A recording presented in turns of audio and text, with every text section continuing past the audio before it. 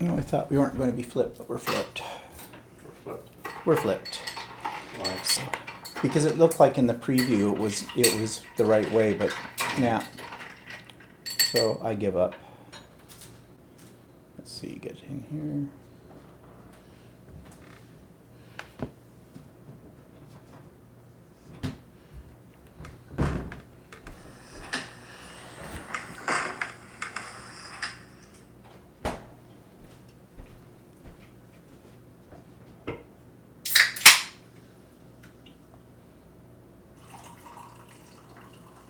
Okay, so 5 people here so far, and Virginia's here. Hi, Virginia.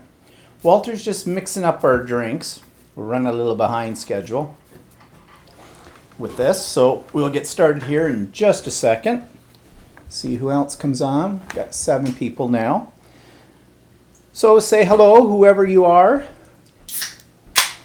I think we have a lot of lurkers, you know. Julie's here. Hi, Julie.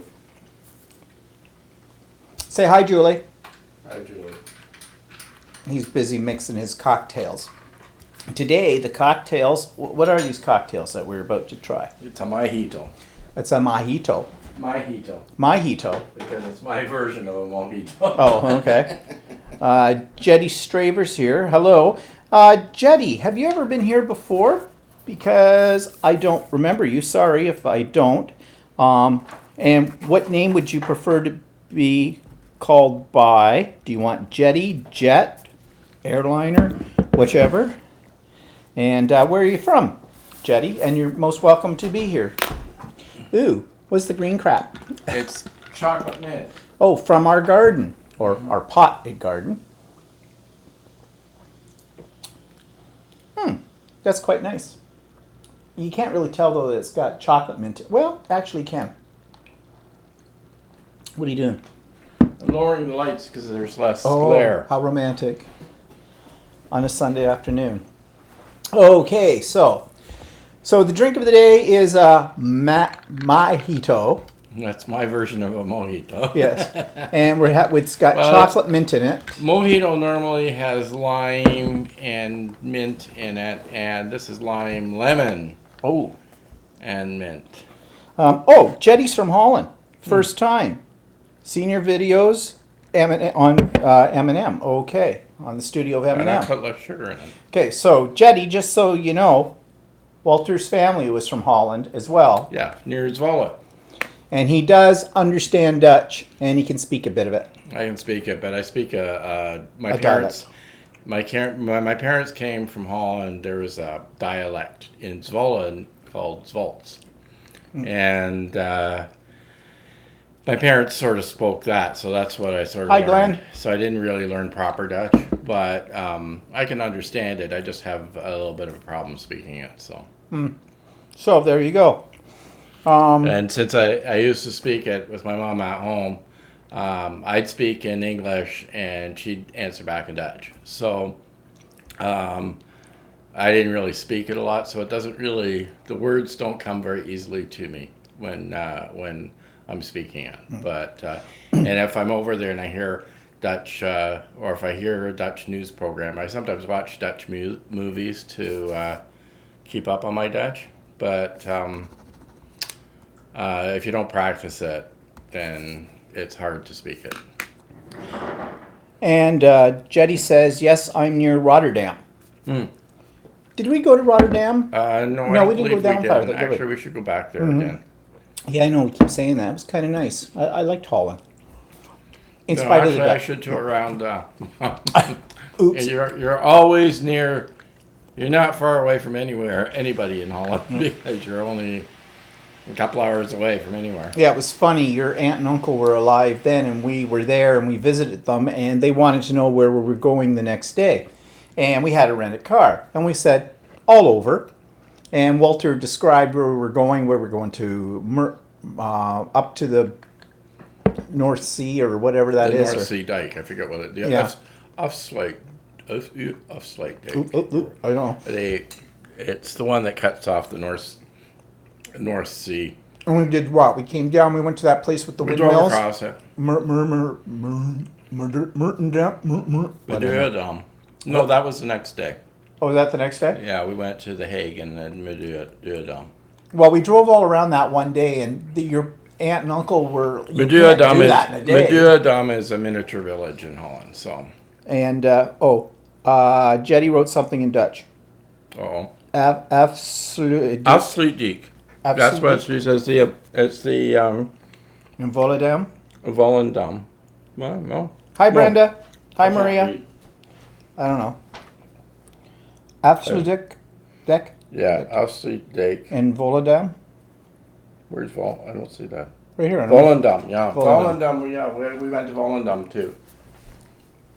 What was in Volendam? The windmills. Oh, that's where the old windmills were. Oh, okay. I think. I thought that was Mura. Madurodam. That's is what the miniature village. Okay. Anyways, it was really nice to go, and if you've never been to Holland, you should give it a shot. It was very nice. People are very nice. No, I wasn't ready for that because they were nothing like his relatives. But and it's not. Holland's a very small country, and a lot of people in Holland don't realize how big this country is. no, that we live in. Your aunt and uncle were. My aunt said to me that they met people in Spain that were from Canada. Hi, Elaine. And they'd like to Eileen, go visit these people Elaine. that were in Canada, but then also pay a visit to my parents. Well, it turns out the people they met in Canada were from Vancouver.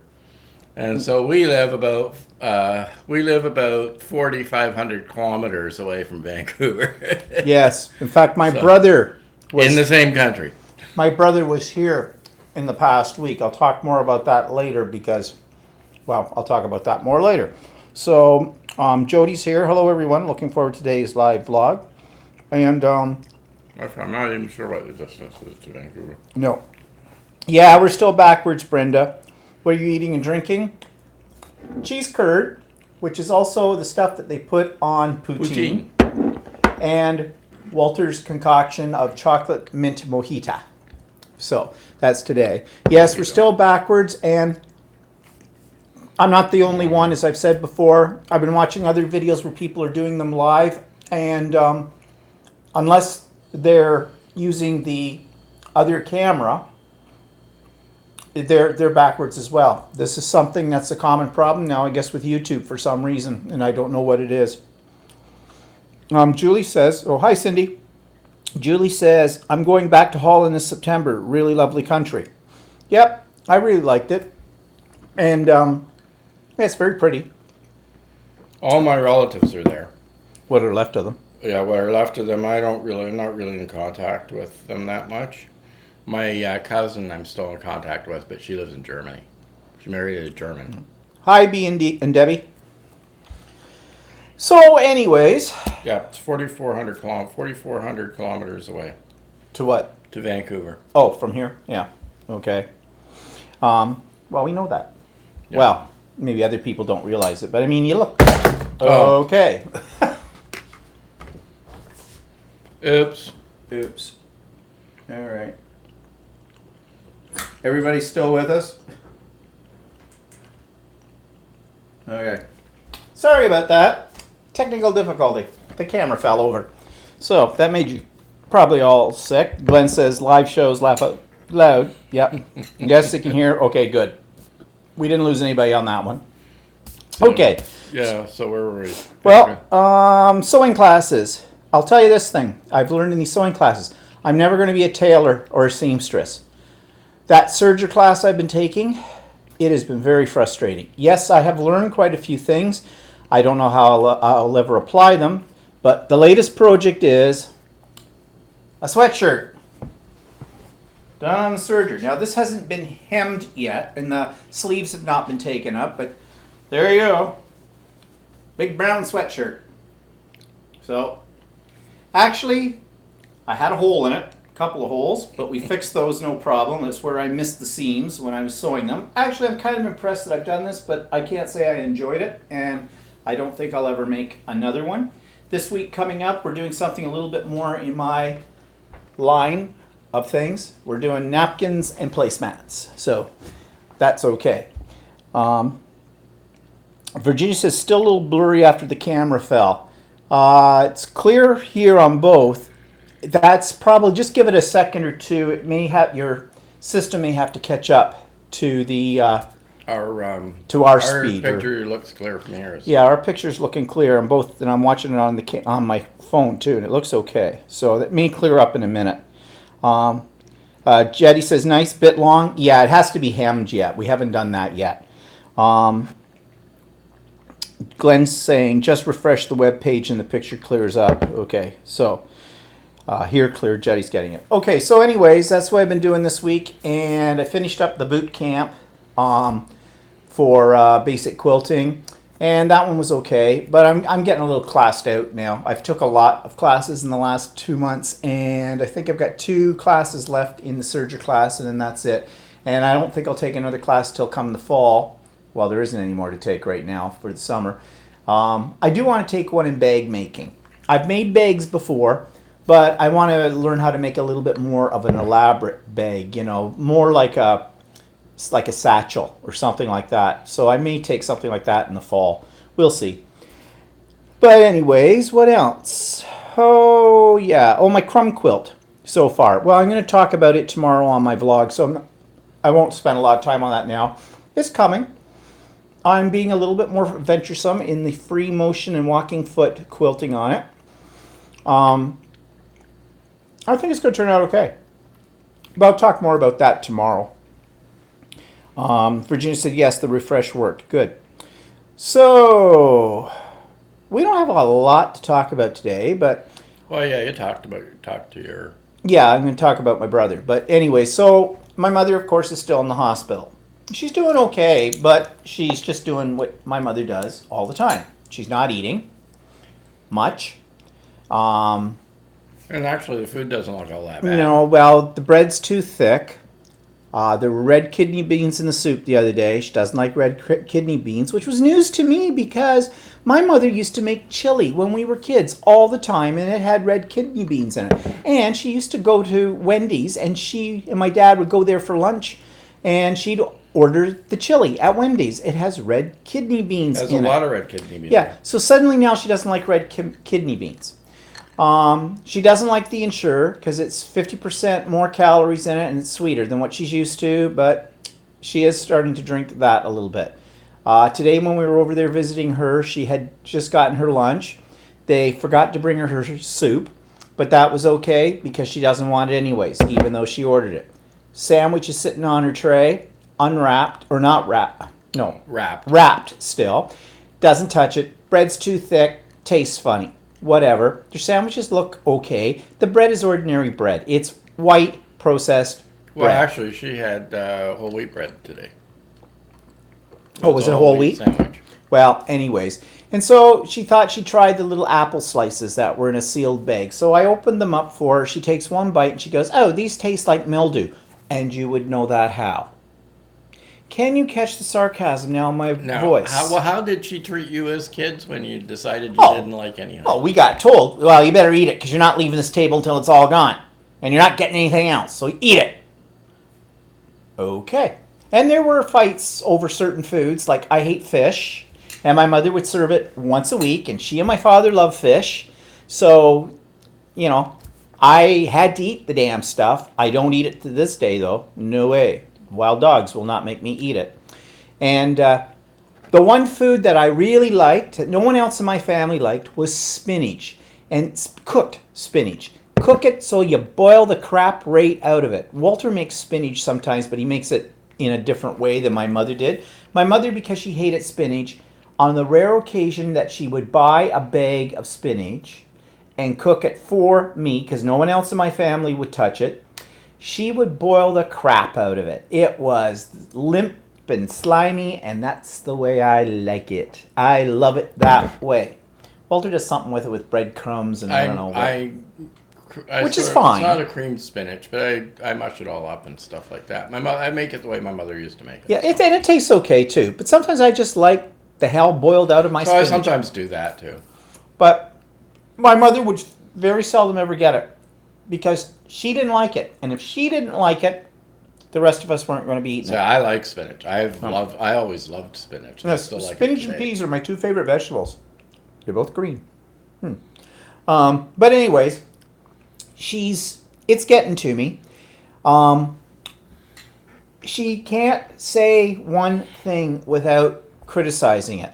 I think she didn't like one of the nurses because I think the one of the nurses didn't caught her on a few lies. So Yeah, and she's been doing a lot of that lately. Her walking has not improved. In fact, I don't know what they're doing with her when it comes to that. They do get her up occasionally. They get her in a chair. I think she's crapped all over the bed. I mean, exploding alert because she's either constipated or has diarrhea. And so they're giving her stuff for one or the other, and I don't know. But anyways, we went in there at the first of last week. I'm doing it now that we were going every day, but we're now moving into the fourth week of her being in the hospital. In fact, the fourth week started this weekend. And it's a 25-minute drive from our house there and 25 minutes back. There's nothing really to talk to her about. So we go and check. I check with the nurses on what's going on, and they tell me very little about anything because they really don't know either. They're still doing fact finding. She did go to the neurologist last week, and the neurologist said she does not have Parkinson's, which I pretty much figured, and she does not have hydrocephalitis or whatever they call it, water on the brain, which the other doctor who was not a neurologist said there was a possibility and that might affect her walking. They're just looking at whatever, all the I think what possibilities. it is they can't believe that a 77-year-old woman can't walk because without there being a medical problem. Yeah. So, anyways, I'm expecting that probably next week sometime they'll call a meeting so that we can meet with the team at the hospital and talk about what's happening next. I know they're going to try to send her home, but she can't walk. No one can look after her. So, as far as I'm concerned, that's not an option. It's not on the table, and it's not going to be on the table. I'm going to go into teacher mode with this, and because I have to. Because once she's in her, if she was to be back in her apartment, she won't cook anything for herself. She won't get up off the couch for herself. She won't even go to the bathroom by herself. So I think my mother's biggest problem, besides the fact her muscles have atrophied, is psychological. And I'm going to be asking them about this. And I've been doing a lot of thinking back to when I was a kid and over the years, different things that I interpreted one way as a kid, and now I'm interpreting them in a new light. I'm seeing this through different eyes now, and things sort of make some sense to me, but in some cases there's no logic to it. Let's see here. Jetty says, sad, she seems lonely to me. She doesn't, that one's a hard one to say. There's family around her all the time, my sister or me. And even in the apartment building she lived in had a lot of senior people in it, but she refused to talk to anybody there. Yeah. So she's brought all of this onto herself, quite frankly. Now, I've been looking for a reason for it. I haven't been able to find the reason. Like I said, I think it's psychological. A lot of it. Yes, I know she lost her husband of 50 some years 4 years ago. Yes, that's going to have a tremendous effect on you. But come on. Life does go on. I lost a father out of it, too. But life goes on. And she just stopped. And she won't try to help and herself. They tried to get her to do all kinds of things and stuff, but she refused. So there's only so much you can do. And Jay says, is she giving up? No, there is absolutely nothing wrong with her brain. In fact, she's manipulating people. And that brings me to my brother. She might be giving up. Is she giving up that she doesn't want to live anymore type of thing? But I don't think she is. I don't think so either. No, I think she has this reality in her mind that she thinks wherever she ends up out of the hospital, she's going to be given 5-star treatment. And I have tried to explain to her how this all works. And that although they'll look after her needs if she's in a long-term care, it is not the Ritz there. It's going to be a step up from being in the hospital because there's going to be people there that are dedicated to her care. and she'll be well looked after, and they'll try to get her involved in activities, which would be good because the hospital doesn't have any activities or anything like that. Not that she necessarily would partake of it. But she just won't accept that reality for one reason or another, and I don't know what the reason is. And I've ceased to try and figure it out because it's I can't. impossible. I can't. It's affecting me. And you know, you might think I'm being very cruel and the whole bit, but I'm not. I've been looking after her for a lot longer than just 4 years. I was looking after both her and my father for quite a long time. And, well, then in came my brother from out west. He hasn't been here in he has been here. He saw my mother about a year ago or so. I have not seen him in 4 years. I have And he not hasn't talked to spoken him to him. in 4 years. My brother and I had, well, he basically stopped talking to me. He and my sister-in-law, because as far as they were concerned, it was my father. My father died because of me. It was all my fault. They weren't here to see what shape my father was in, all the things we went through, and I had no control over it. They didn't come to his funeral. They had other plans. I know that they had a cruise planned, and then my brother was going to Scotland to golf with his buddies. When somebody dies, especially like when my father did, it was unexpected, completely a shocker, right out there. It's never convenient, right? It's not like people plan these things. So, you know, there has to be some give and take. I tried to accommodate my brother, but it just wasn't working. But more importantly, I wanted to accommodate my mother's wishes. It was her husband. So, as far as I was concerned, the widow has top priority in this. And my mother, we could have waited for my brother's trips to all be done and whatnot, but it would have been 4 to 5 weeks to have the memorial service. And my mother did not want to wait that long. She wanted to get on with it. And that was my mother's wishes. But my brother and my sister-in-law, apparently they stopped communicating with me. Nothing. So I think they had their eyes open when they came out. They were out here for something with my sister-in-law's family, some kind of family reunion or something like that. And they went and saw my mother. Well, I thought my brother was just about to crap his pants because he didn't know I was there. I didn't know he was going to be there either at the same time, and our paths crossed. But you want to know something? That's probably a good thing that they did, because my brother really got to observe what my mother was doing. And my mother, I think, thought my brother would just fly in from out west and wave his magic wand and everything was going to be okay and perfect. And it wasn't. In fact, my brother was a little bit PO'd at what he found with her. So he and I talked, and we talked for quite a while on the phone. And of course, my brother's feeling guilty because he lives 4,400 kilometers away from here. So, you know, he says, you know, I don't know what I can do. I says to him, there isn't anything you can do. There isn't much anymore that we can do, any of us can do right now, except take it one day at a time and do whatever we need to do when we figure out what that is. And that's very frustrating, but that's the way it's going. So, but anyways, my brother and I also aired our differences. I think we came to an understanding, and that's a good thing. I mean, my brother and I have never been close. So it's not like suddenly we're the best of pals again, because that was never the way it was. But at least we'll open up the channels of communication so I can now get a hold of him. See, they weren't accepting any calls that I would make. They weren't accepting any emails that I sent, things like that. So I think we've got the door of communication open up again, and that's a good thing. So that's something. Anyways, let's see, what are people saying? Did your dad pamper her? Sounds like she's looking for someone who will pamper her 24/7. You've got it. That's exactly it. My father did everything for my mother. That's one reason I think why my father died at an early age. He was worn out, and she did it. She did all kinds of things. He had his own company for a while. He was a power line contractor, so he's a guy that climbs hydro poles, puts them up, does that kind of stuff.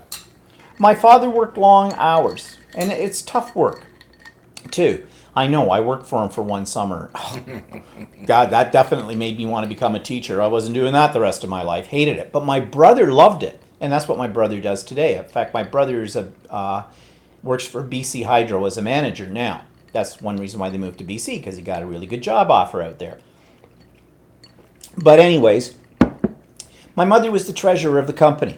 The company consisted of my father, who owned it, and my mother, who was officially on the books as secretary/treasurer. My mother spent my father's money. We didn't know this. They lived high off the hog for a few years when my father's company was doing pretty good. Out to dinner all the time. Taking lots of people out to dinner. Oh yeah, there used to be an entourage. Stuff. And the problem is they were all spending kind of borrowed money. Yeah. They mortgaged the house again. The house wasn't paid off to start with.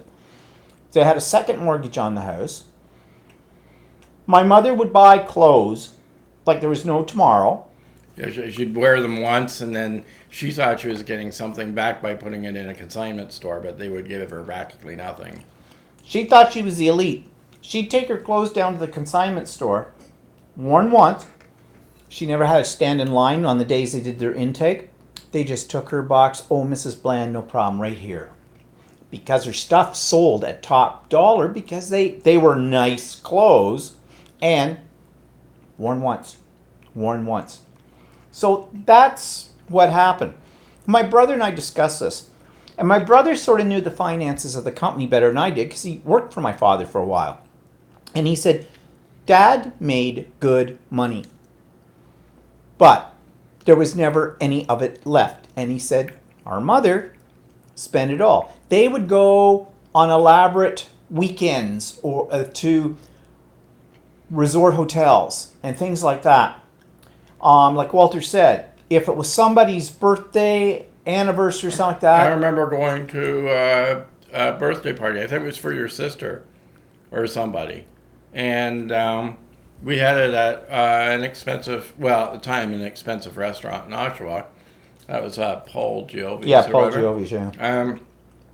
There was like 20 people there at this restaurant, and people were ordering anything they wanted. Escargot, lobster, filet mignon, Caesar salads. In those days, they used to come to their table and make the Caesar salad. Wine, bottles of wine, and not necessarily cheap wine. And this is what they were doing. And the money ran out. I know because, and this is something my brother didn't know, my first few months after I retired, we spent $20,000 of our money to bail them out of debt.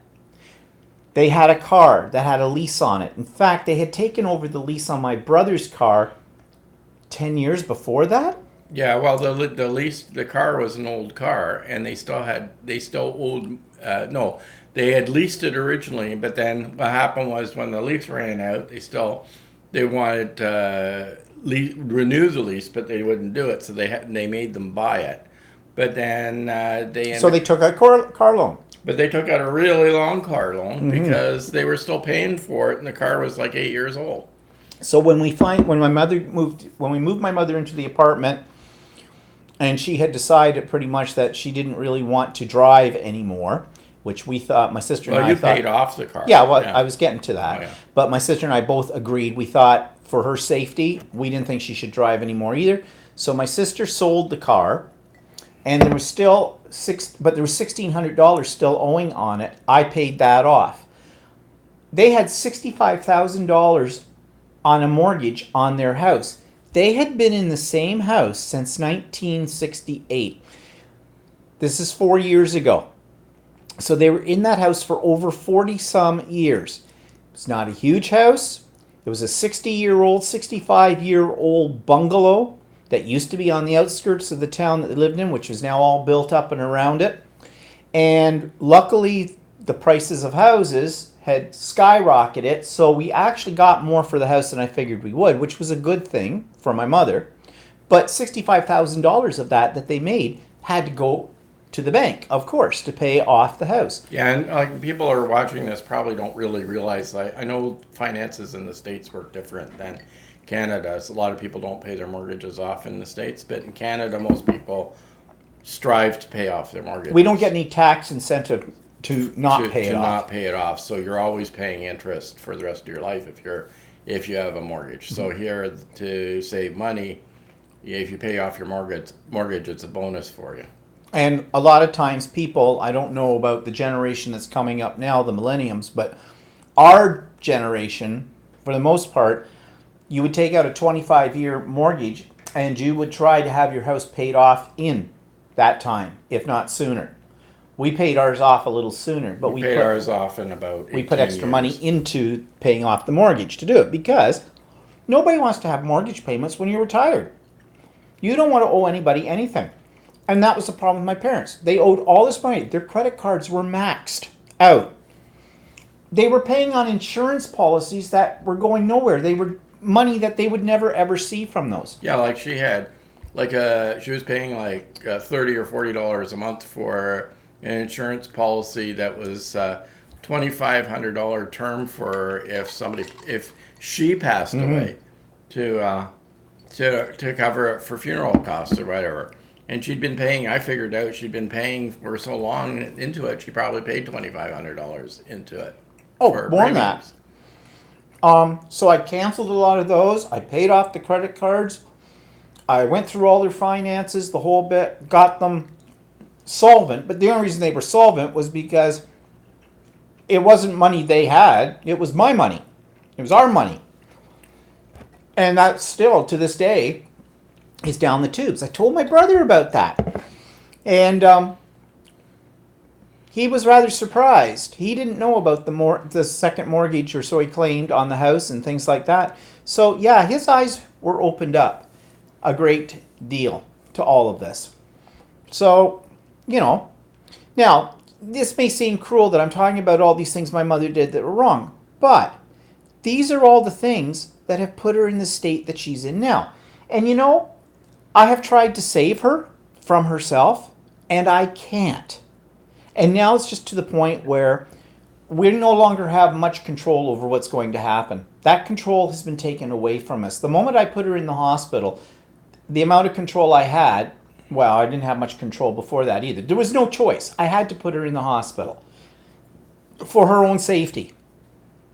And now it's just a question of where she's going. She's perked up. At least they've gotten her to eat something. So, but like going back to what you said about being pampered, my father looked after everything. And in fact, probably now, looking back on it now, I realize things I never realized when I was younger about how much he did for my mother and how much he looked after her.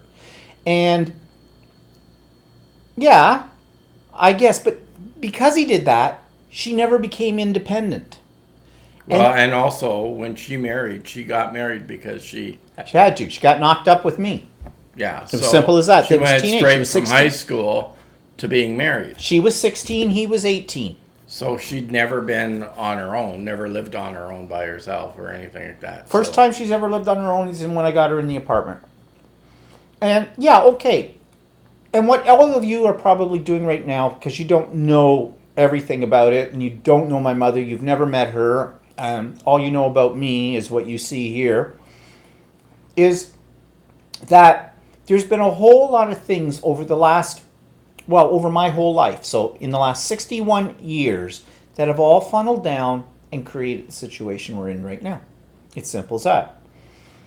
My goal is to have my mother looked after, get her in a place where she can try to be happy, given the circumstances, where we don't have to worry about her falling and hurting herself, where there's people there that will make sure that she's getting food into her, that she's being toileted properly, being kept, neat and tidy and everything, and also possibly giving her some social outlet as well.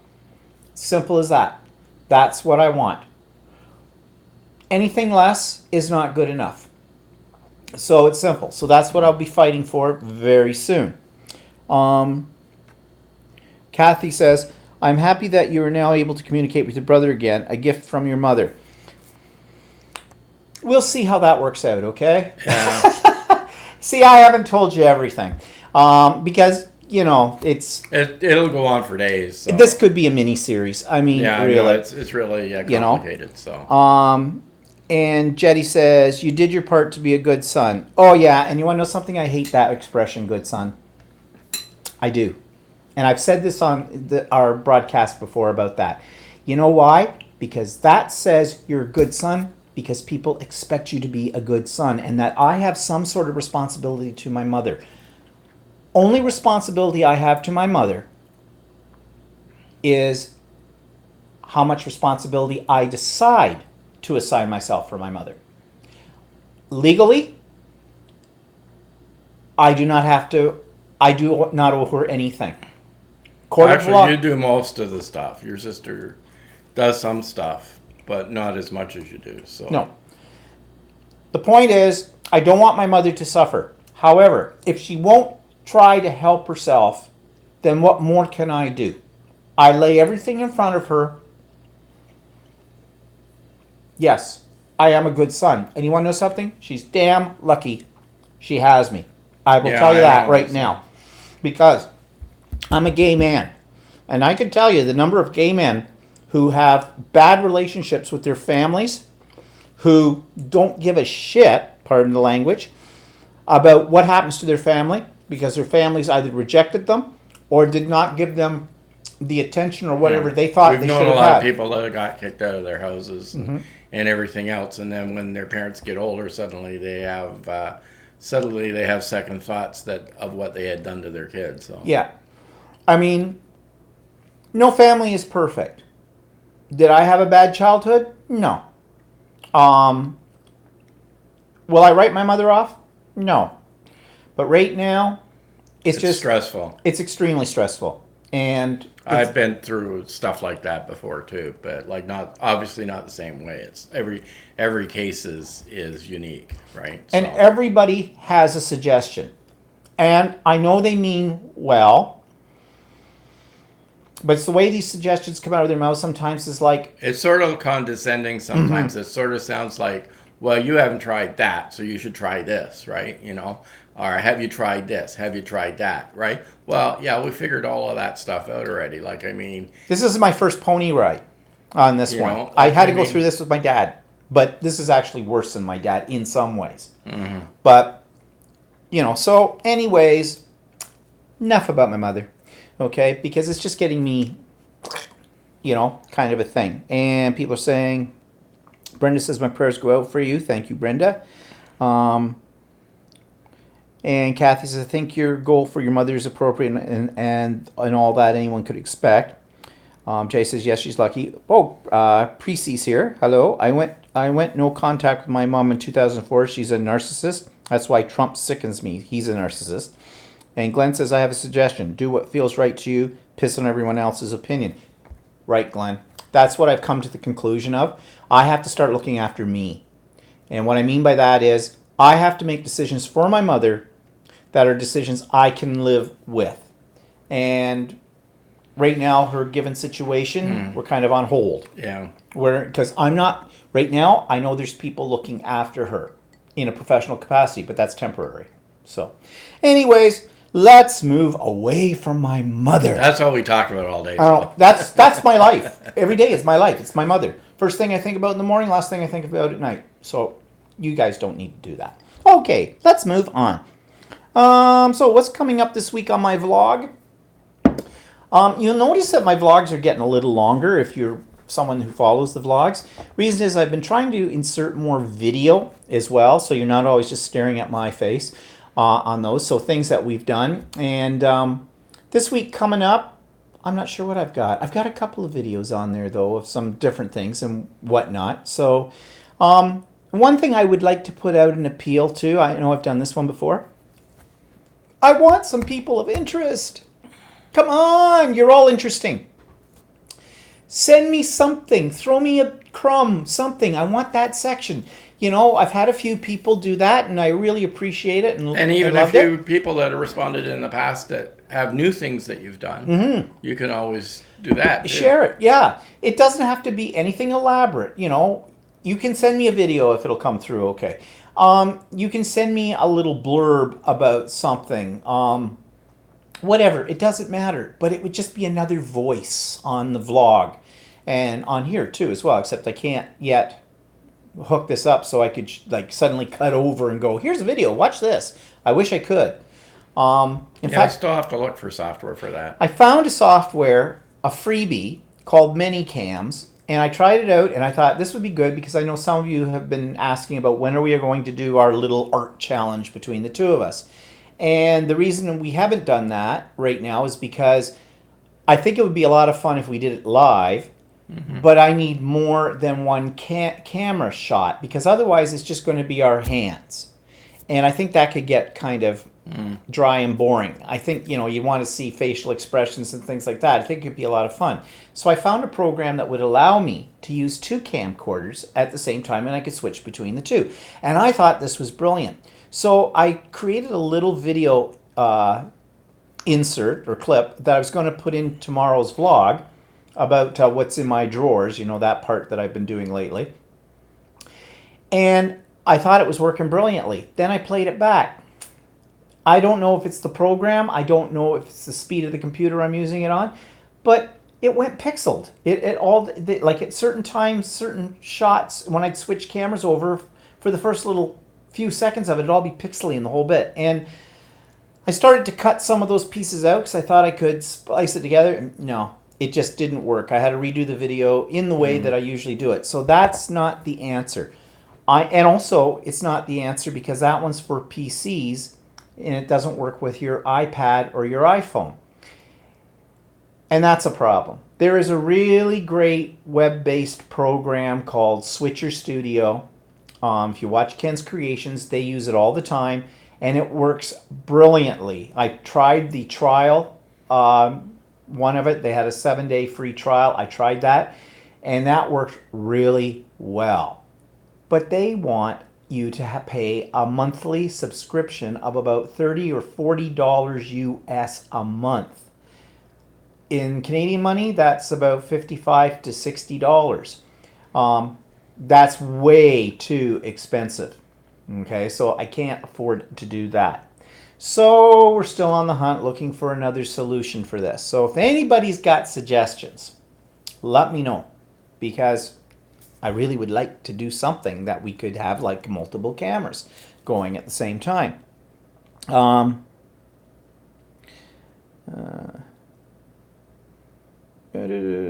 So anyways, Elaine says, Stephen, how do we send you something of personal interest? You can just send it to my email. My email is simple. It's my name. So it's Stephen Bland, Stephen with a V. Don't forget the N in Stephen, not Steve, but Stephen Bland, B-L-A-N-D. So all one word, all lowercase. STEVENBLAND. Had a little trouble spelling my name. Yeah. Okay. I don't have any trouble spelling your name. S-H-I. No, never mind. At ASS. Yeah, right. At simpatico.ca. Simpatico is SYMPATICO.ca. Okay. Now, usually, actually, I think if you go to the show notes, after this goes for the read broadcast, it'll be down below. That and also at the actually I don't put it at the end because I don't end these with the same thing. But on my vlogs, it's at the end of the vlogs as well. So the last minute, that's all up on the screen. That's all you do. Just send it to my email. No problem. Julie says, "Oh, Stephen, I've made 4 more albums. I will send you them if you want because I had already been featured. It was not sure about sending it to you yet." Oh yeah, Julie, do it again. Yeah, like repeats are good. Okay.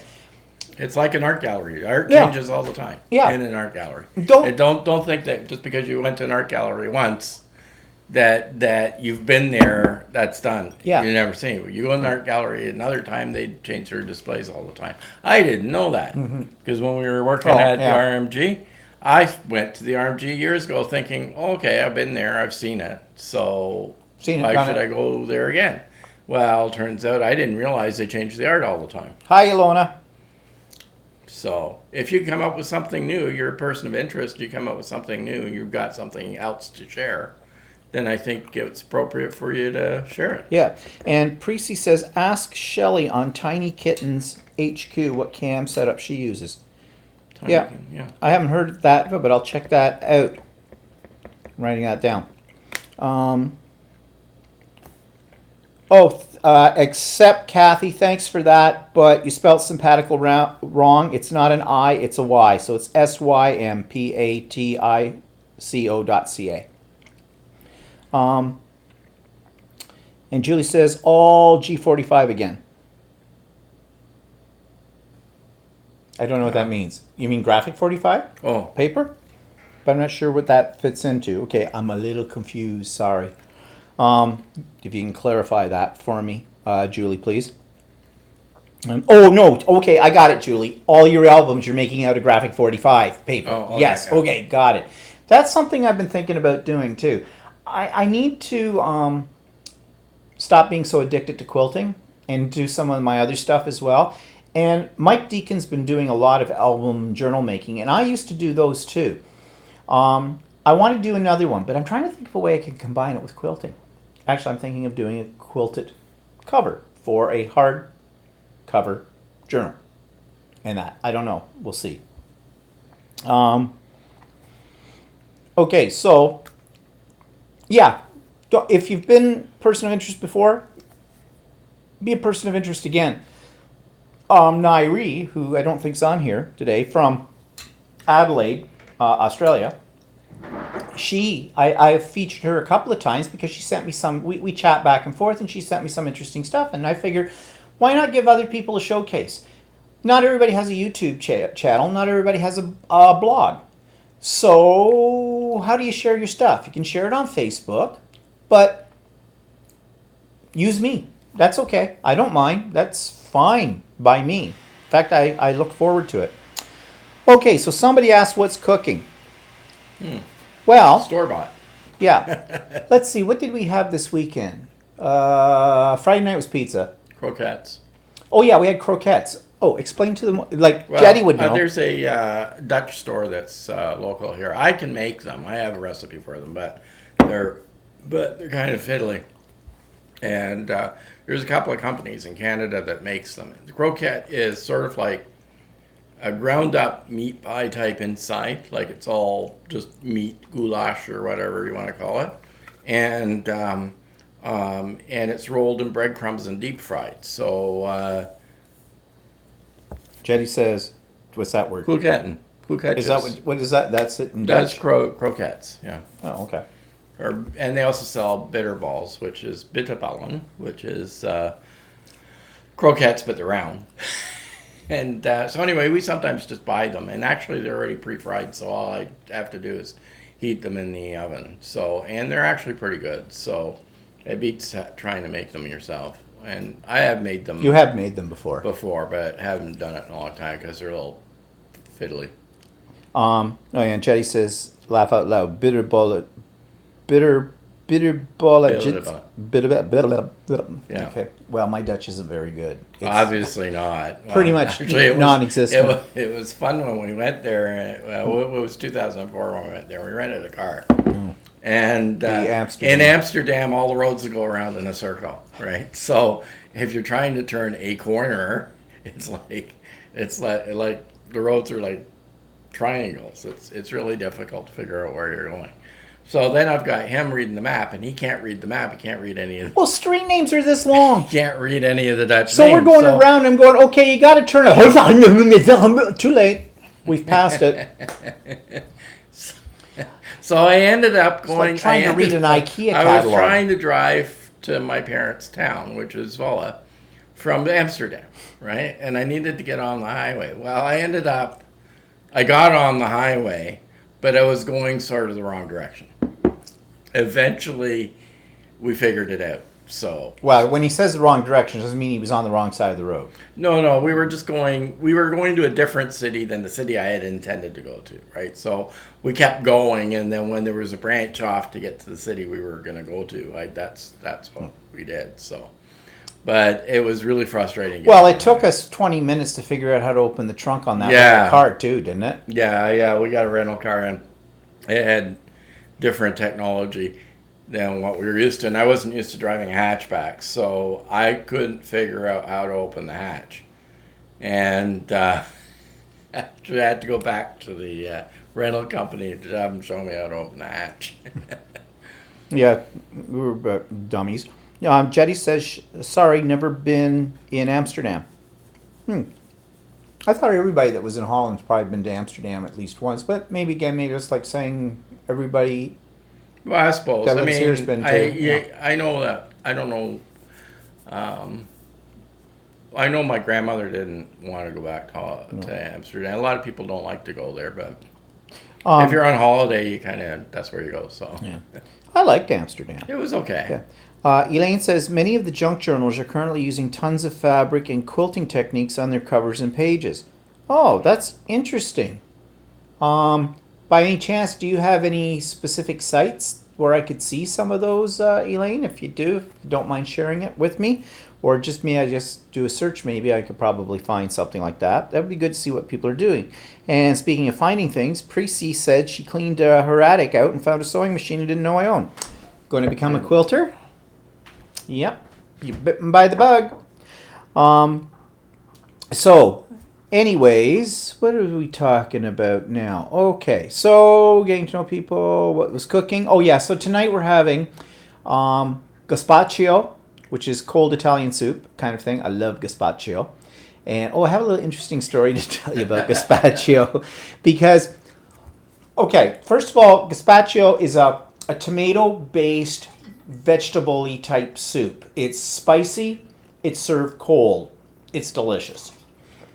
There's a place out here, it's a grocery chain kind of a thing, but they have sort of a little bit more of a gourmet end, and they make good gazpacho, and you can buy it by a bucket, basically, a plastic tub of it. And we did for dinner tonight. But I used to make it, and it's not a difficult thing to make, but when I made it, I was having It's my... gonna be backwards, but Oh, what, you're going to show them the gazpacho? yeah, it's gonna be backwards, but that's Okay, thanks, Elaine. That'll be great. it's Farm Boy. That's the name. That's of the it. name of the chain. Anyways, they make very good gazpacho. And gazpacho, as I said, isn't hard to make, but it does take a little bit of time. But this one time, many years ago, my family were coming for dinner. It was summer. It's like now, it was hot. We've had a lot of hot weather in the last week, which is nice. And so I made gazpacho. But the thing was, it didn't come out red. Usually gazpacho is fairly red in color from the tomatoes and everything. And for some reason, mine turned out a little... Probably because whatever was green inside of it, Well, there's green peppers in it. yeah, ended up blending up with. Well, I think I tomatoes. over-blended it Yeah. when I did it. So I got mud, basically. So I thought, it tasted fine. But I thought, it looks disgusting. So I added some food coloring to it. Red food coloring. And I kept adding the food coloring until I got it to be the red that I wanted. And I probably went through a whole bottle of food coloring. So, we're all sitting down to dinner, and we're eating this. And everybody's lips went bright red. It stained everybody's lips on it. Walking I around. was there. It was really funny. Yeah. Of course, my father, my father used to put ketchup in his soup, okay? I know, that sounds disgusting. I can't say I've ever bothered to do it, but he used to do that. But when he had it, he'd never had it before, and I said, it's a cold soup. And he says, well, it's okay, it tastes okay, he says, but I'd rather have it hot. So I nuked my father's. So he ended up with tomato soup, basically. But, Prissy says, Stephen, a lot of Indian cooks use red and orange color to their dishes, or add red. I didn't know that. Mm-hmm. I thought the color just came from, like, the spices, like the yellow from Turmeric. yeah. And things like Like a that. lot of people think that Indian food is all like yellow curry, but But it's not. Curry's just a name for a combination of different spices and ingredients. Kind of like stew, in a sense. But, because we love Indian food. So anyways, that was my little story about gazpacho. So that's what we're having tonight. So we're not cooking anything on our own, really. We're just doing that. So let's see. Moving on. Oh, and Priestley says I made curtido today. Curtido. What is that? I've never heard of that. Curtido? I don't know if I'm saying it right. Who is that? Is that? Priestley. Macurtido. I don't know what I've that never is. heard that. Never heard of it. Is that an Indian dish or is that something else? Because that's one I've never heard of. And is it delicious? Oh, it's Salvadorian slaw. You looking it up Yeah, probably. to see, that spelling? Oh, what is it? Curtido. Did you find it? Well, we got no, that did not are correct.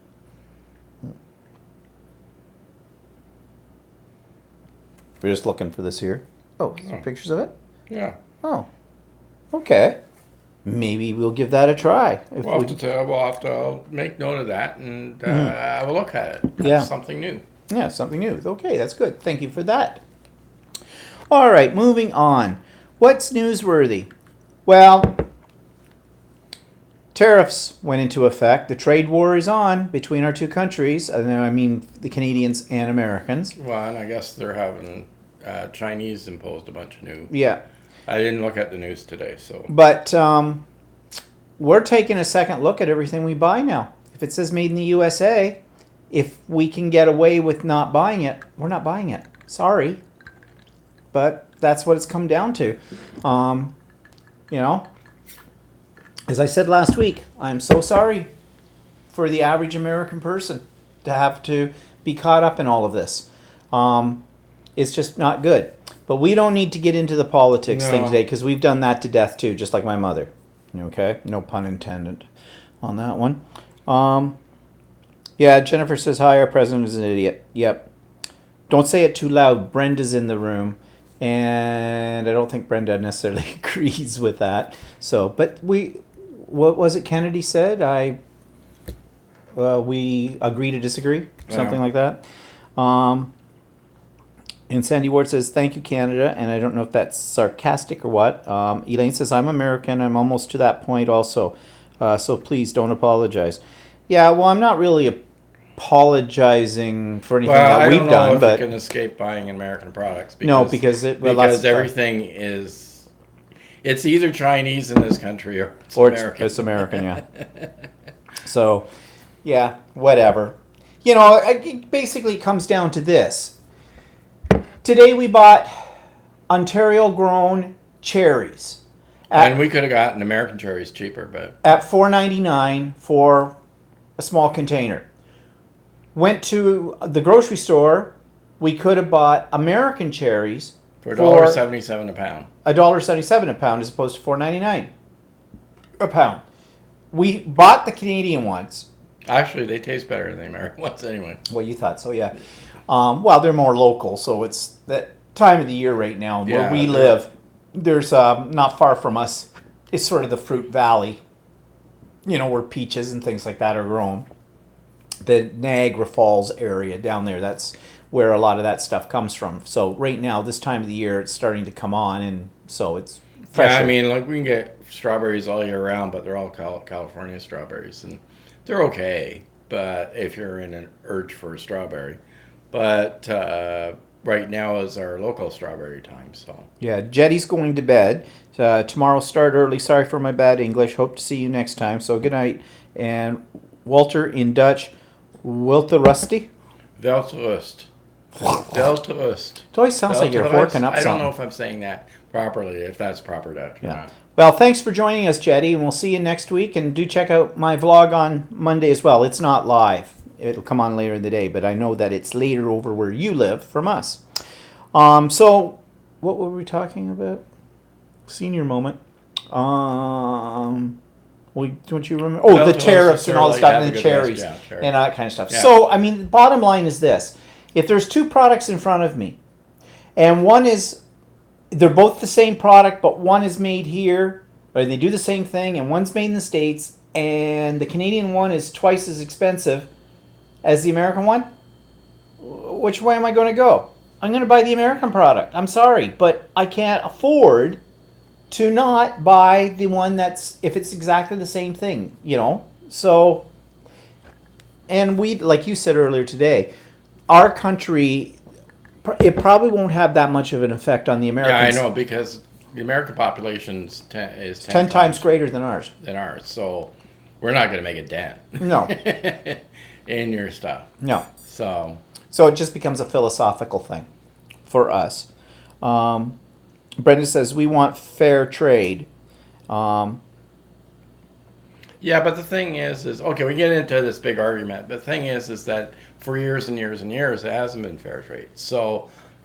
And can you cut off all your trade at this point in time and have everybody in all the American producers produce all the stuff yourself? well, I don't understand what fair trade is. No, there's what they're saying is that, well, it's mostly more China than even Canada, but that China is exporting more stuff to America than America is exporting to China, right? Well, China makes all the electronic products. Yeah.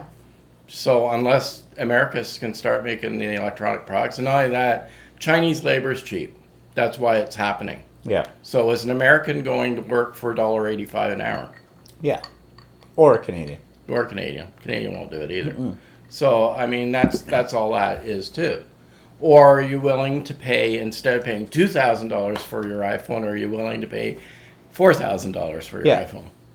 So that's where it's all going to come down. And yeah, it's nice to have fair trade, but does it actually work for the economy? Yeah, so I think there's a lot of, the thing is I'm not an economist. There's a lot of things at play that are more complicated than the average person can. Yeah, that's right. Like, I don't understand the North America Free Trade Act. Never have. Because I did personally, on my own level, when I'm ordering stuff from the States and that over the years and back, I didn't see that I was getting any great benefit from the North American Free Trade. In fact, we had to often pay duties when it came in. When it came in. So for the average person, I don't think it's going to make a lot of difference. I think for industries, yes, the big companies, yes, that's what it's all about. But not us little people, the little consumers. No, so we're all at the whim of the powers that be, which is not unusual. Tracy says, Trump doesn't want fair trade. He uses China for his own goods. Yeah. Yeah. Actually, he uses China. He makes his own stuff in China as well. And she says fair trade is a liberal precept. And Brenda says, we'll trade cherries for some steel. Laugh out loud. Yeah. Okay. But anyways, we know it's all going to hell in a handbasket right now. So what can we do? We'll survive. We'll all live this through. We've got our own version of Trump now in power in this province. So whatever. Let's just move on with our lives. Elaine says, this trade war is already hurting our farmers, and it's going to get much worse here for them. Trump needs to be careful because he's hurting his own followers with these practices. Exactly. It was the farmers who were partially... Well, and actually that's why a lot of the countries, including our own, are targeting the farmers because they know that. Yeah. Oh, yeah, there is some strategy here. It's just not willy-nilly. The thing that Trump doesn't understand is that Justin Trudeau there's no flies on Justin. He's a very intelligent man.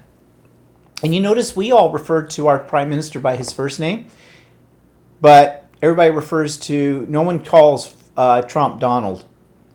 That's just the difference. That's, I think, is in microcosm represents symbolically how we as Canadians are different from Americans and how we feel about our leaders as opposed to how you feel about yours. Just saying. Don't know. Anyways, Justin's not stupid. So, in fact, we haven't had a prime minister like him in a long time. Since his dad. Yeah, since his dad. Yeah, the original Trudeau. So, anyways, Brenda says, but at least you can smoke some weed. Yep, but not till October. It doesn't become legal until October. So, but it will be legal. And Priest says, our farmers are committing suicide over... it's frozen. Did we freeze? Yeah. Uh-oh. Can you guys still hear us?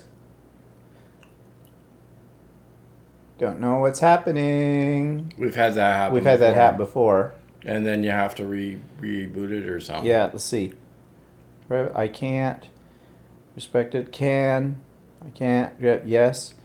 So that means you can still hear us, but we're frozen, right? Yeah. You can't see any movement. All you got is a shot of Walter with his hand in the dish. Dipping in the bowl. And me looking down as though I'm squashing something on the floor. Okay, we're just going to give it a second here and see if it will refresh itself. And if it doesn't, then I will have to do something. I can hear you, but your lips aren't moving. Yeah. Yeah. Okay. So I think you had to do something. So people, I hope I do not lose you. Oh, wait a minute. There we go. Back again. We're back. Yay, we're back. We're back. We're You're back. You're reaching the back ball. Yeah, okay. So, can you now see and hear it again? And with movement. Movement. Yeah. 3D. Woo. Woo. Wait a minute. Do we have any comments coming up? Yeah, they're Oh, here. yeah, there we go. There. What is different with your setup? Oh, Jennifer want to know. Oh, we decided to decorate the house, redecorate, Jennifer, and we put everything opposite. Yeah, we thought that would be a new trend. No, it is a problem with YouTube. They did something some time ago where, for some reason, when you're recording like we are with the camera, so we can see ourselves while we do it, you know how you can switch on. Something right. And in the meantime, I think they screwed up this thing. And it's not just us. I watch other live videos, like Ken's Creations, for example. His are all like this too, because he does his in a very similar way that we do ours. And his stuff's all backwards. And his stuff's all backwards. So we just have to get used to it being Well, either that or they'll eventually figure out that backwards. It's occurring and they'll fix it. Yeah, who knows? But you see, these companies like YouTube, iPhone, or Apple, all of them, will never admit that they have screwed up. No, they let you sit around and think that you pull your hair out thinking you're messing up. We are not messing up. It's YouTube. Okay? So maybe someday we'll go back to normal. In the meanwhile, this is the new normal. Yeah, we've tried fixing it on our own. We haven't been able to figure out how to fix it. So Yeah, like Tracy says, like Seinfeld, opposite day. Yes, Jennifer says, okay, I thought I was losing my mind. Nope, you're not losing your mind. That's just the way it is. So there we go. All right, let's get off of Trump and all that stuff. What's eating Walter? Well, oh yeah, was it that stuff about the packaging? Remember? Oh yeah. Okay, so we don't buy a lot of pre-processed foods. We usually make our own stuff and stuff like that. But occasionally, I'll buy a package of like breaded chicken breasts or something like that, right? Well, some manufacturers. And you're in the grocery store and you're comparing boxes. Which one's the better value, right? So they all have their weights on it. Well, I bought one brand, and it happens to be Jane's. Got it home and found out that they had 2 very heavy packets of dipping sauce in with it. So I actually got less chicken than I expected because of these extra dipping sauce. And yeah, it said on the outside of the box that it had dipping sauce, but of course I didn't read that. But they're not telling you that that's included in the overall weight of what's in the box. Yeah. So you end up getting less product. And I don't care if there's I don't use the dipping sauce. I want the product, not the I want the chicken. I don't want the... You see, when he shops, I don't do this, probably should, but he's always looking at the price per unit and the size and the volume, and he's comparing them all the time. And I just look at it and go, yeah, that's what I want, kind of a thing. That's how I shop with it. You know, if the price is right, then but I don't analyze it down. It annoys me if a company does that because... It's misleading. It's misleading, yeah. Yeah. But that's the thing. I didn't think that was the thing you were going to talk about, though. No, that was... I thought you were going to talk about the people who whine on... Oops. Oh, yeah, I do. That's the other thing that I was thinking of. Well, I'm just thinking all the stuff I've been saying about my mother and stuff. Maybe this puts me in that category. Well, no, sometimes, okay, you look up a video on YouTube, right? And you're looking for an instruction video on how to do something, like in scrapbooking or in a tutorial somehow of sewing or something like that. And I do it for like, how do I clean the leaves out of my eaves trough when it's like 2 stories high, right? So, Carefully. so anyway, but then at the beginning of the video, or actually, I was watching one a while ago, which really annoyed me. Was I was looking a few years ago. I was looking for a new car, and I was trying to figure out which car to get. He's And trying to figure out whether the weight of the car included the sauce on the front seat or not. no, okay, hang on. So anyhow, the person that was demonstrating this car started going on and on and on about his life, about something totally unrelated about the car, and went on for about a good 20 minutes into the video before he actually started showing you the car. And I wrote him a nasty message, and then he banned me from it. I said I was expecting a video that was reviewing the car, not a video telling me about all your problems, right? And we've noticed that on Well, some scrapbooking videos. the best ones are the scrapbook videos or the paper crafter ones. And you get, and I'm sorry, I don't want to sound sexist, but it's usually ladies because who are the major crafters on YouTube? Mostly are female. Anyways, you get the ones who goes, "Hi, it's Vicky.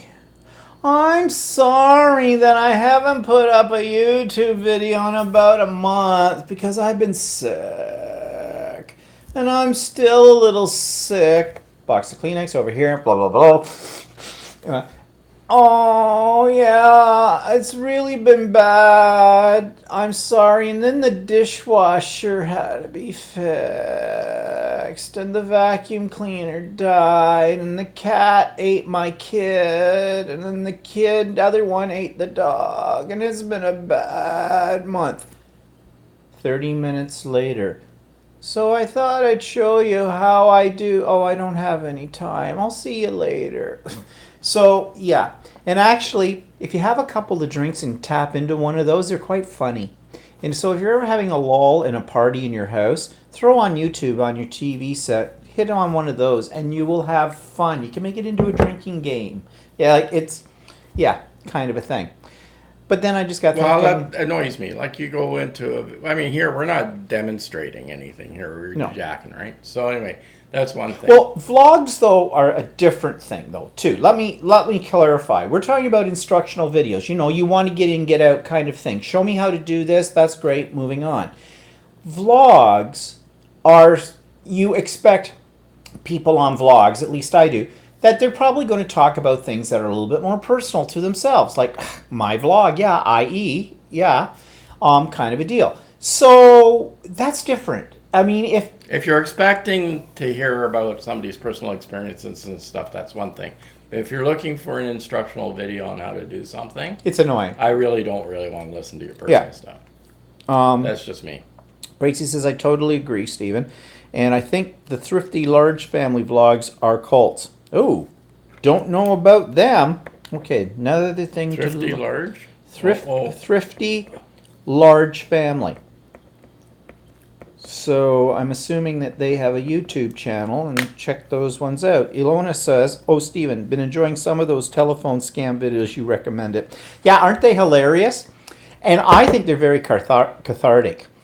Because What's cathartic mean? cathartic means where you work out your aggression and your frustrations Oh, through okay. other Some other means, people. kind of a thing, or other people. So, you know, we all would like to be able to have the guts or the know-how or the presence of mind to be able to get back at those buggers that call you about cleaning your ducts or about that you're going to be taken to prison because you owe money to the IRS or the CRA, you know, all that kind of stuff.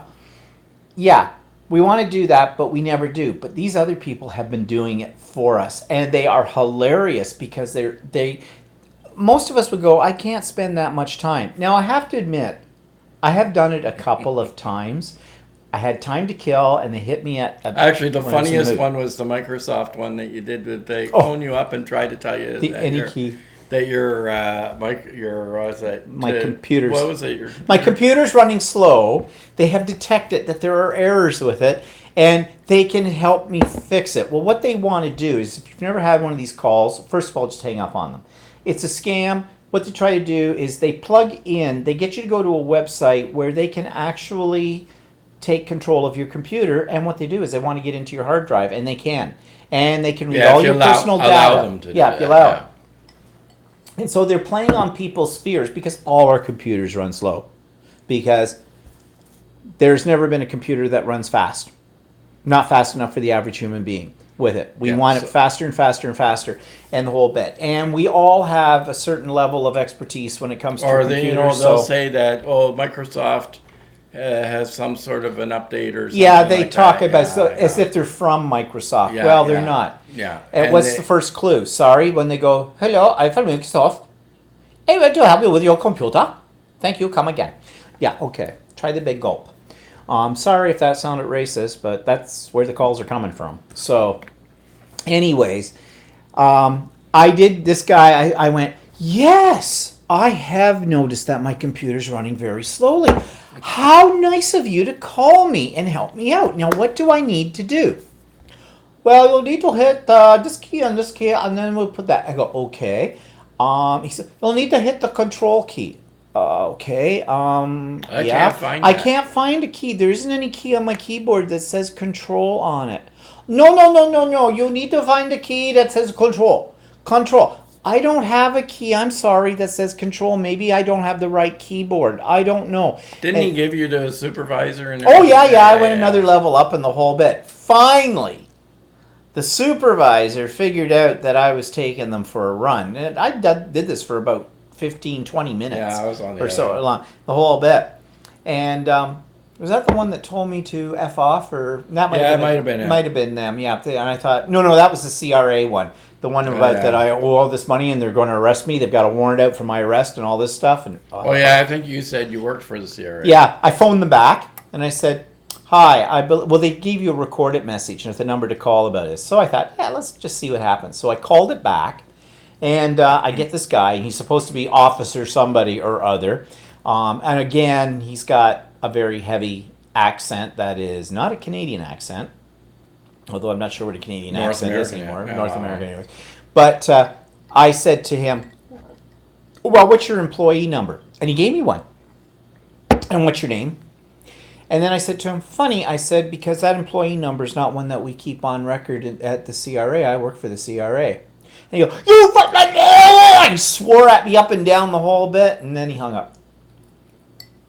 So I find these videos that people are doing and showing what they're going through and the whole bit, I think they're funny.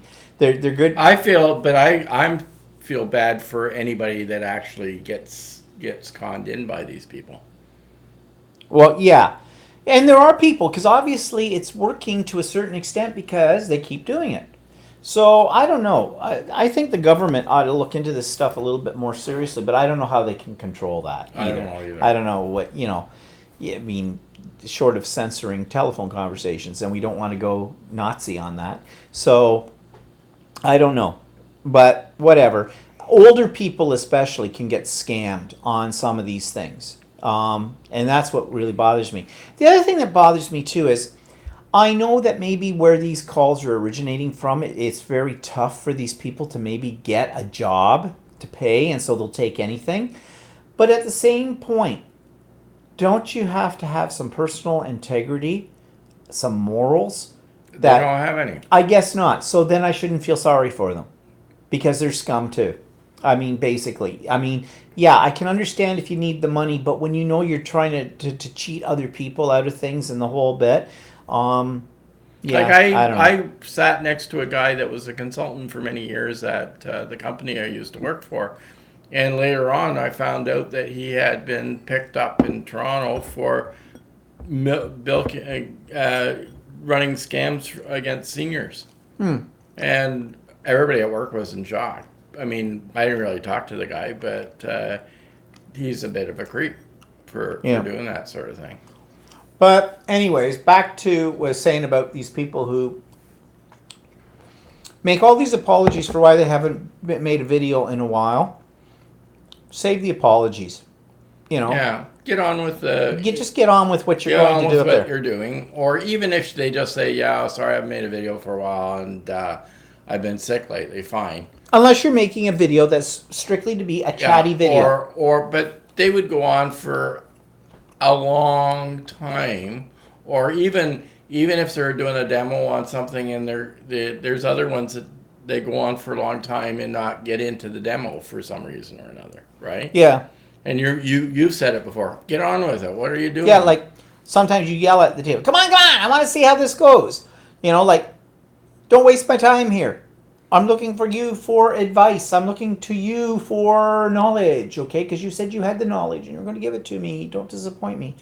Brenda says, I worked one day as a telemarketer. Couldn't do it. My sister tried it too. She didn't last. No, she worked for OnStar. Oh, yeah, it was OnStar, but yeah, it wasn't really Yeah. a telemarketer, but. Yeah, telemarketer. Like, I mean, even depending on what. If it's telemarketer, you're actually selling a legitimate product. I can see certain things, but if you're calling, like, I mean, I feel bad for the people that have to make the calls, but they're making the calls. They're doing this because they're making money, right? But on the other hand, if you're the receiving end and you don't want it. Hi, Nairi. Yeah, Jody says, Stephen, I have a series for you to check out. I watched it from Amazon Prime. It's called Goliath with Billy Bob Thornton. Have you heard of it? Wow, great acting of all the characters. Nope, haven't, but I just noted it now to check it out because I have Amazon Prime. Jody says, Marathon watched the first season, 8 one-hour shows. Going to start doing the same thing with the second season tonight. So we'll see what that's all about. I'm looking for some new ones because, and that just segues us, thank you for that, Jody, right into what are we watching? On TV right now, nothing. Well, we're finishing up The Handmaid's Tale. I think there's 2 left as of after tonight, or 1 left after tonight, I think. I think there's 2. No, there's the one tonight and then the next the one, I premiere. think. And that's been really good. Actually, I like it better than I mean, it is kind of brutal to watch. Yeah. But it is. I think this season was better than the first season. Yeah, I think so. Well, the first season followed the book fairly closely. Yeah. But then the second season went season beyond the book. Went beyond the book, but they also went. They also elaborated more things that they missed on the first season about the book. Precy, you say I'm addicted to escaping polygamy. Is that what's that on? Is that on like Netflix or Amazon Prime or something like that? I'm writing this one down too. Yeah, so you've been watching those. You finished watching Colony, the next season of No, that. I haven't finished watching it. It's still playing. And then you're watching Mist. No, I'm watching Mist, but that was canceled in the first season. So Lifetime, actually, I can see why it was canceled in the first season. But I saw a bunch of other ones like Safe, and that was good. There was another one I was watching. I can't remember the name of it though. That took place in New York and had. I don't know. I can't remember. You were the name watching of it, no. stuff that I wasn't watching. I watched a few other series that he hasn't watched. So as far as movies are concerned, we didn't go out to a cinema, but we saw on Netflix something called Delirium, which was it's a horror. It had the guy that I don't know if you remember him or if you ever saw the show, that 70s show they called it. He was one of the main teenagers in it. Again? I forget what his name is. Tanner? No, No. is it Tanner? No, it's not Tanner. Yeah, with T. I forget what it is. But kind of interesting, a little strange, It was a little weird. but really weird. But actually, I really liked it. It's called Suburbicon. It supposedly takes place in about the late 1950s, I think. Topher Grace. Topher, I knew it'd say it with Topher Grace. Yeah. Topher Grace. Okay, That was in Delirium. Okay, that's Delirium. In Suburbicon, though, it's kind of interesting. It's a black comedy. Actually, it has blacks in it, but that's not why it's a black comedy. Dark comedy. Well, yeah, but the technical term for it It's is black black comedy. comedy. But So- it is a dark for comedy. Yeah. But it's actually quite good. It's very strange, though. So that's a couple there you might want to try to check out. Precy says, Jennifer says, I love that. George Clooney produced it. Yes. Yeah, he did. And Precy And says, it was a Coen Brothers production. yeah, so they're always and weird. they're always weird. And I really can't, Tracy says, I really can't watch Handmaids. That's what the U.S. will turn into under Trump. Well, you want to know something? I taught The Handmaid's Tale, the novel, because it's one of our foremost Canadian authors, Margaret Atwood, and I taught it for years in senior level classes. And it was written in the 80s. And at that time, it was, even then, it was very prolific. Or not prolific, prophetic. That's the word I want. Prophetic at the time. And we used to do comparisons with what's going on now in the world with what's in this book and how does this, where can you see this going? But I think now, and I think one of the reasons why it's so popular is because of exactly what's going on in the United States and other parts of the world right now. And I really think Atwood has nailed it. And it's kind of scary when you look at it from that point of view that maybe we're not so far away from the world that's in the fictional book, kind of a thing. It's kind of scary with that. But being an English teacher, being an English major, this is not unusual in literary theory for things like this to happen. I mean, science fiction is basically based on what we know and what might happen with what we know. It's speculation on that. And I used to teach the genre of science fiction too in English classes. And so, like, take for example Jules Verne. Jules Verne wrote books like 20,000 Leagues Under the Sea. He wrote that book way before there were ever submarines invented.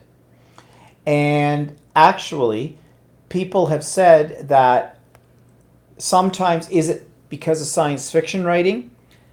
Their imagination is what inspires people to actually create the reality of that. Like, is it because of Jules Verne's novel about a submarine that they actually went and created a submarine, or what is it?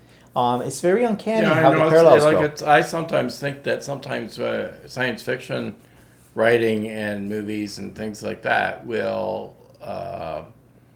It's not that they're predicting what they're doing in the future, but some of the things that they show in it might inspire manufacturers to try and manufacture something. Yeah. Like in Star Trek, they had the flip communicator. So yeah. for a while, we had flip phones. We had flip phones. Yeah. For a while. But and apparently they developed a prototype of a teleportation device, of a beam me up Scotty thing. What do they call that? Transporter. Transporter. Yes. Yeah, transporter beam on the whole bit, but it didn't work. But then also, if you watched movie 2001, A Space Odyssey, in the flight that went to the space station, they had TVs in the back of the seats. Yeah. Right. So. Which, when they made that movie, that didn't exist possible. yet at that point. Well, it may have been possible, it just didn't exist on the consumer market. It wasn't possible because all we had was CRT TVs at the time, right? And there was no flat screens. Yeah. Okay. Well, whatever. So moving on to what we've been watching on YouTube. Well, nothing really specific, except last night we got kind of trapped into watching. One thing led to another, which it often does on YouTube. But we started to watch this one guy, Casey Neistat. I've never done a review on his channel. He's a little bit weird. He's a professional videographer, and that. And he does some intriguing stuff, but he was talking about first-class flights on Air Emirates. United Air Emirates. Yeah, which is out of like Dubai and that kind of thing. And, oh my God. I would love to fly to Australia on going that class, because you'd want to be on a long flight to enjoy every second of it, because it was incredible. Of course, it had a price tag too of about $21,000. One way. Oh, yeah. So, yeah, my chances of ever doing that are pretty much slim to nothing. But that was interesting. But then that led us to watch some videos about Japan. And Japan's one of those places we've sort of talked about, never done anything really serious about going to see Japan. But these videos were really interesting because I'd always heard that Japan, Tokyo especially, is extremely expensive. And yeah, it is. But as long as you're not eating Kobe beef or cantaloupes, I think you can probably survive okay there. But it looked really interesting. It kind of got me interested in the whole idea of actually seriously thinking about going to Japan. But if we were to go to Japan, we would go on an organized tour. We wouldn't do it on our own with that. But you looked last night and you said that the tours looked like they ran about $7,000 or $8,000 for a Well, I couple of only weeks. looked at a couple, so. So, I mean, we're not going to do this tomorrow. There's too many things right now happening here in Yeah, we need to do domestic stuff life around that here, we need yeah. to get sorted out, i.e. my mother, the house, what we're going to do with that, my quilts, I don't know.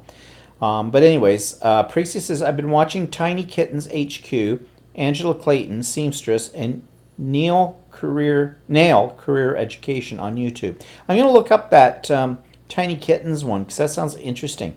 And Precy also says, Steven, 7-Eleven is where you go for healthy, cheap eats in Japan. Yes, and actually that's what the guy was saying.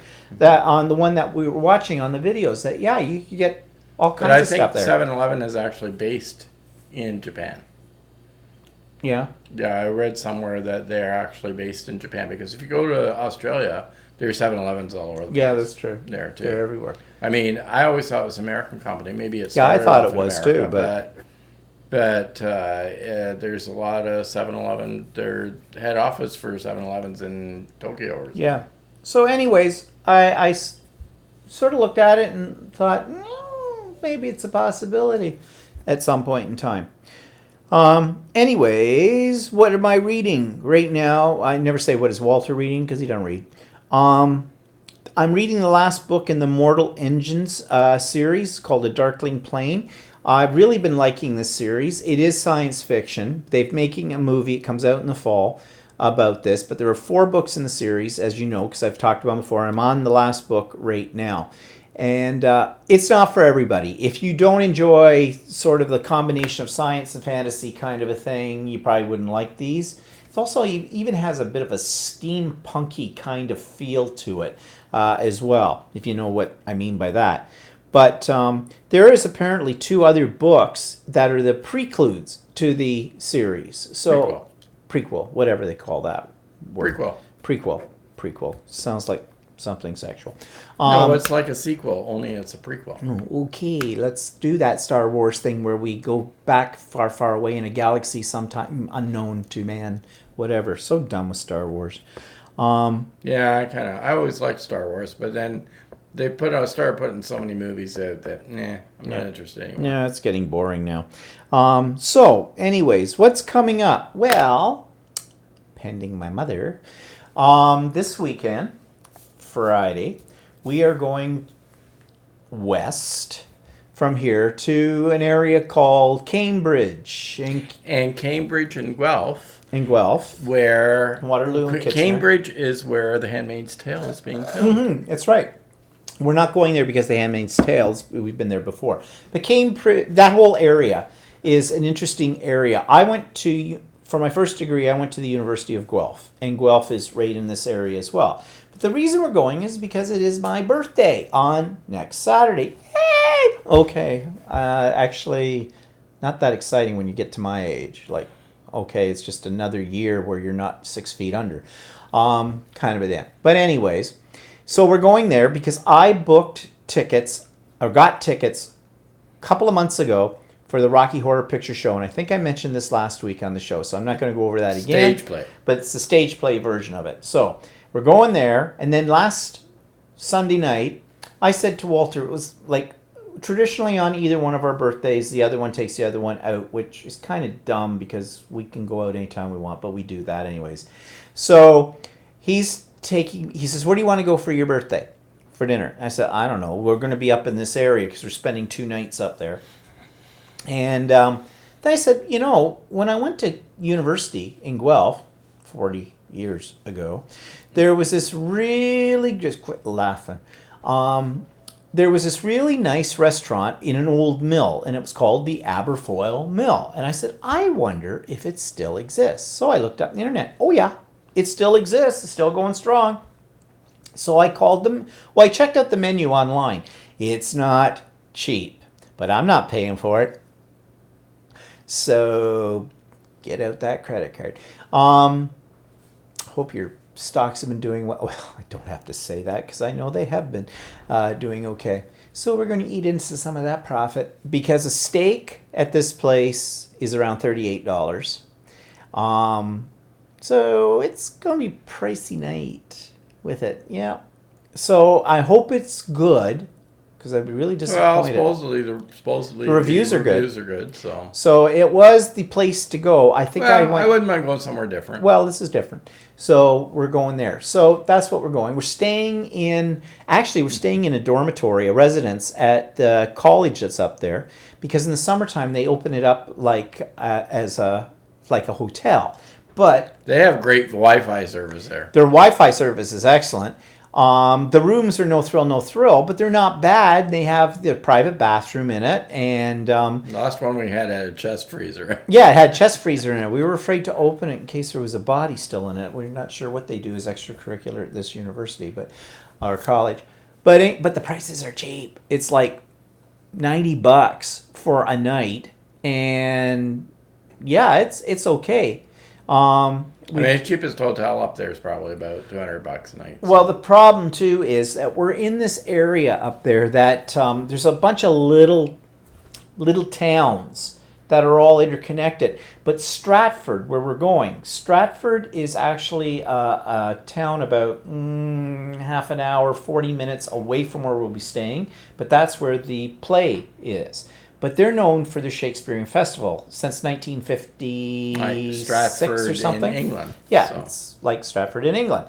And in the last few years, they've been opening it up a little bit more to more variety. Used to be just Shakespeare, which was great. I love Shakespeare, but they've opened it up to some more other things, like Tennessee Williams things. We and went there a stuff little while musical. ago for your birthday. What did we see? We saw a musical that time. We saw what was that?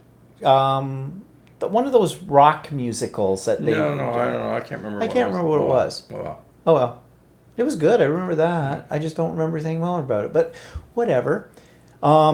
So you can stay in Stratford, but they don't have that many hotels, and they're usually booked months and months in advance. But they have a lot of bed and breakfasts. and they're also very expensive. Yeah, like $300-400 a night to stay in somebody's house. Okay, yes, mind you, these are really nice houses. Yeah. They are this is what they do. But I have a thing about staying in somebody's house that I don't know. I don't really like staying in somebody's house that I do know. And no, don't want to do that. I'd rather stay in the dormitory. That's fine. That'll work. So we're doing that.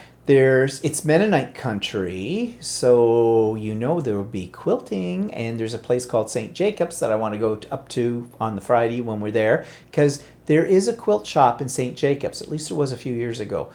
I imagine it's still there, but at the time I wasn't quilting, so it meant nothing to me. Now, yeah, I want to go. I want to look at fabric and things like that. So, yeah. And apparently somebody has bought me my birthday present already, and he gets so giddy about telling me about, like, he's got this thing and he knows the rules. I do not like getting a birthday present in advance of my birthday. It has to be on the day of my birthday. That's why it's your birthday. Still gotta get a card. Yeah, well, you'll get me some kind of thing that says you're old, you should die. And why don't you just use last year's? I don't know. Maybe I should just skip ahead and do what Kathy DeMolder did that time and get What? you a sympathy card. Oh, yeah, well, too late. I had the 60th last year. That was your opportunity then, and I think you did take advantage of that. But anyways, that's what's coming up on the weekend. So, like I said, barring or pending what's happening with my mother. So, hopefully... Well, worst comes to worst, we just drive up there to see the show and drive back. right. again, Yeah, I so. suppose that's true. I won't be happy about that. I like the whole weekend package thing, where we take, wine with us, and you run amok naked through fields of Yeah, flowers and things. And yeah, in my imagination, ooh, I just had a visual, and that wasn't a good one. Anyways, let's see. Oh. Tracy says, oh my God, birthday's on the 14th too. Oh, we're both Cancerians. And we are the truest kind of Cancerians. Don't cross us with that. And Nairi says, that's about what we paid for a good steak in Australia, if not a bit more. Yeah, except that we pay tips. Yeah. And we pay tax We pay tax and tips on that. on top of that. Yeah, so like, because your prices, which is a It really is good thing. all inclusive. Like, if it says on the menu it's $38 for this steak, it's $38. In Canada, it says $38. Then Plus there's another tax. 13% on top of that for taxes. And then there's another minimum of 15% that you'll add on for a tip. So your $38 steak is now $60. So yeah. And Nyree says, forgot about the tax, laugh out loud. Elaine says, will you be live next Sunday? Yes, because we on Sunday, we'll come back Sunday morning. So yes, all intents and purposes, we will be live next Sunday, 4 o'clock Eastern Standard Time. So, And hopefully lots of stories to tell. yeah. And then on my vlog, on the Monday after that, I will have some video inserts from the weekend as well. So we are not dressing up from Rocky Horror Picture Show. We mentioned that last week. No, not doing that. No. So people, that's it for today, I think. Yes, we are 10 minutes over our allotted time that we usually do. So anyways, thanks for joining us today. And remember, send me stuff. Brag about yourself. I want you to brag about yourself. I want that. And Tracy says, I'll email you about the 30 families. Okay, that'd be great, Tracy. And so remember, if you want to send us anything, it's Stephen Bland, Stephen with a V, at Sympatico, Sympatico with a Y, sympatico.ca.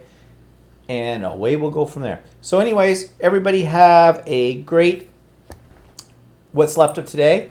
And in Nyree's part, have a nice Monday, because it's already Monday there. And we'll see everybody next week. So bye-bye for now. Say goodbye, Walter. Bye.